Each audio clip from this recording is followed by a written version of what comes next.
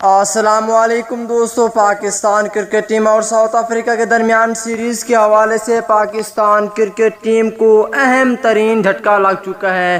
Pakistan cricket team کا ایک اہم ترین کھلاڑی T20 اور ODI سیریز سے باہر۔ آئیے آپ کو تمام تر تفصیل بتاتے ہیں کہ وہ کون سا کھلاڑی ہے جو کہ ساؤتھ افریقہ کے خلاف پاکستان کرکٹ ٹیم میں یعنی پاکستان ٹیم کا حصہ نہیں ہوگا۔ تو دوستو، اس سے پہلے اس ویڈیو کو لائک کریں، چینل کو سبسکرائب کریں، بیل آئیکن دبا کر آل پر لازمی کلک کر دینا ہے، اور آپ دوستوں نے نیچے کمنٹ سیکشن میں لازمی بتانا ہے کہ پاکستان اور ساؤتھ افریقہ کے درمیان یہ سیریز پاکستان ٹیم جیتے گی یا جنوبی افریقہ۔ تو دوستو، پاکستان اور ساؤتھ افریقہ کے درمیان 3 T20 اور 4 ون ڈے میچز کھیلے جانی ہیں۔